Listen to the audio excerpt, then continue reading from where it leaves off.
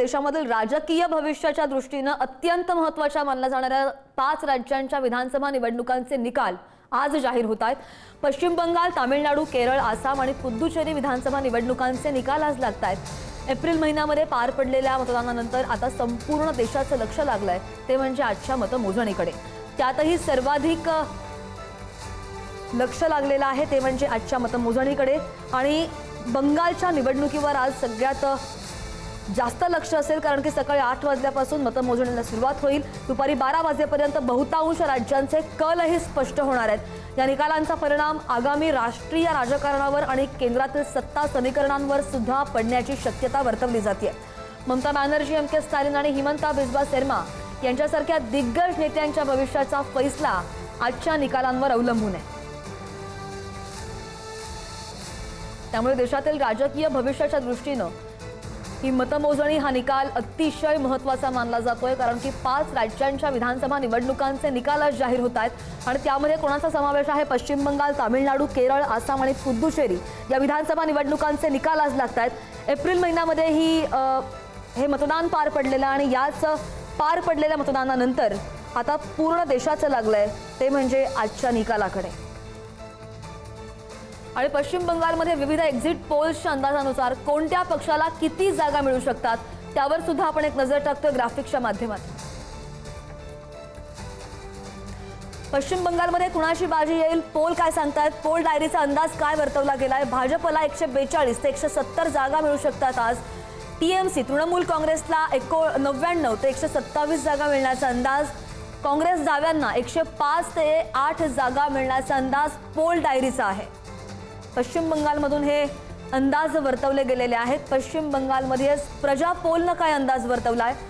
भाजपला 178 ते 208 जागा मिळण्याचा अंदाज। टीएमसीला 85 ते 110 जागा मिळू शकतात, तर काँग्रेस डावे 5 जागा मिळण्याचा अंदाज वर्तवला गेलाय। पश्चिम बंगालमध्ये शुभांशु अधिकारी आणि ममता बॅनर्जी यांच्यामध्ये चुरस पाहायला मिळेल। चाणक्य स्ट्रॅटेजीजचा अंदाज काय वर्तवला गेलाय? भाजपला 150 ते 160 जागा मिळू शकणार असा अंदाज आहे।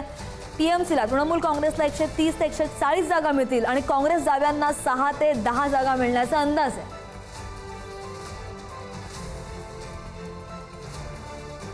आणि मॅट्रिक्सच्या अंदाजानुसार पश्चिम बंगालमध्ये भाजपची सत्ता येईल असा अंदाज वर्तवला गेलाय।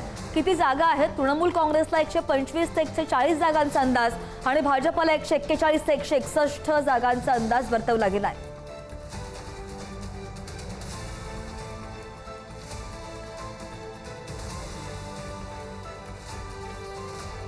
आणि या संदर्भात बोलूयात सविस्तर। आमचे प्रतिनिधी संदीप आपल्या सोबत आहेत। संदीप, आपण पाहतोय झालेले आरोप प्रत्यारोप, कारण की 5 राज्यांच्या विधानसभांच्या निवडणुका अत्यंत महत्त्वाच्या मानल्या जात आहेत आणि आज संपूर्ण देशाचं लक्ष लागलेलं आहे या निकालाकडे। तयारी पूर्ण झालेली आहे का मतमोजणीची? कारण की आजचा दिवस खूप महत्त्वाचा आहे।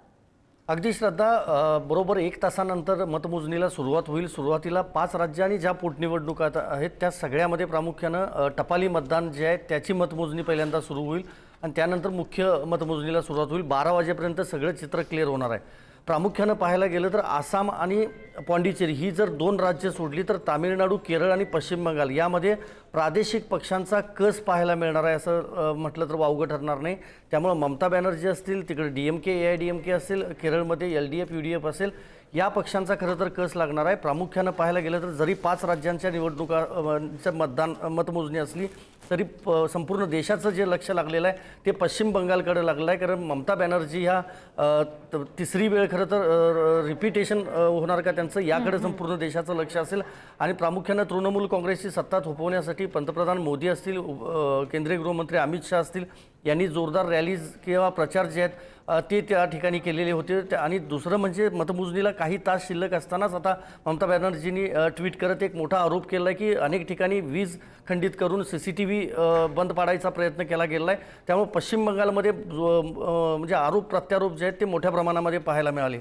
दुसरीकडे तामिळनाडू आणि केरळ या दोन्ही राज्याचा विचार केला तर प्रादेशिक पक्षांना कितपत जनता साथ देते DMK AIDMK आमने सामने आहेत आपल्याला माहिती आहे, तिकडे LDF UDF हे दोन्ही पक्ष आमने सामने आहेत. त्यामुळे तिथं देखील महत्त्वाचं असणार आहे की मतदार राजा नेमकं कुणाला कौल देतो. त्यामुळे या संपूर्ण मतमोजणीकडे पाहिलं तर मोदींच्या मोठ्या प्रमाणामध्ये सभा झालेल्या होत्या. केंद्रीय गृहमंत्री अमित शहा यांच्या झालेल्या होत्या. राहुल गांधी तामिळनाडू केरळमध्ये गेलेले होते. पश्चिम बंगालमध्ये देखील गेलेले होते. आसाम प्रामुख्यानं बघायला गेलं तर आसाम आणि पॉंडिचेरी या दोन्ही राज्यामध्ये सध्या तरी भाजपचं म्हणजे वर्चस्व येईल असं सध्या तरी दिसून येतं. एकंदरीतच सट्टा बाजार असेल किंवा एक्झिट पोल्स असतील, यामध्ये वेगवेगळे सगळे आकडे दिले आहेत आणि ते आकडे नेमकं कितपत खरे ठरतात हे आपल्याला 12 वाजेपर्यंत समजू शकेल. आणि महाराष्ट्राचा जर विचार केला तर बारामती आणि राहुरी या 2 पोटनिवडणुका होत आहेत. त्याकडे देखील संपूर्ण राज्याचं लक्ष असणार आहे.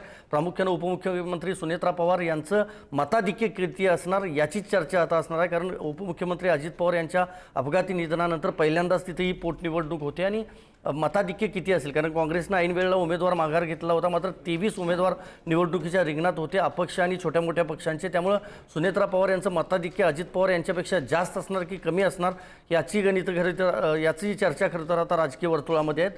तिकडं राहुरीमध्ये देखील अक्षय कर्डिले यांचंच पारडं सध्या तरी जड दिसते. त्यामुळे महायुतीचे दोन्ही उमेदवार या विधानसभेच्या पोटनिवडणुकीमध्ये निवडून येतील अशी शक्यता सध्या तरी दिसते. 8 वाजता मतमोजणीला सुरुवात होईल. कडेकोट पोलीस बंदोबस्त संवेदनशील ठिकाणी तैनात करण्यात आलेला आहे. पॅरामिलिटरी फोर्सेस जे आहेत त्या देखील तैनात आहेत अनेक राज्यांमध्ये.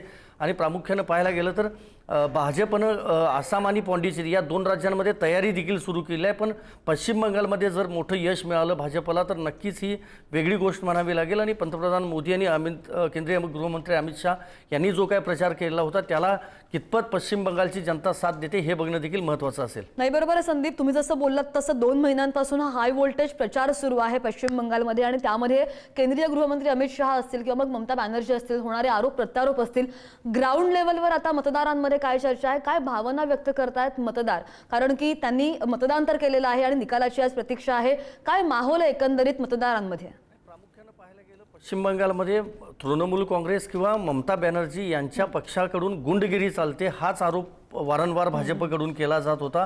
आणि हीच गुंडगिरी मोडून काढण्यासाठी आम्हाला साथ द्या किंवा भाजपला मतदान करा असं थेट सांगितलं जात होतं. पश्चिम बंगालमध्ये ज्यावेळा पंतप्रधान मोदी गेलेले होते किंवा केंद्रीय गृहमंत्री अमित शहा प्रचाराला गेलेले होते, त्यांनी सर्वसामान्य नागरिकांशी संवाद साधायचा प्रयत्न केला, रॅलीज काढल्या. प्रचार सभांपेक्षा पश्चिम बंगालमध्ये रॅलीजवर मोठा भर जो आहे तो दिलेला होता.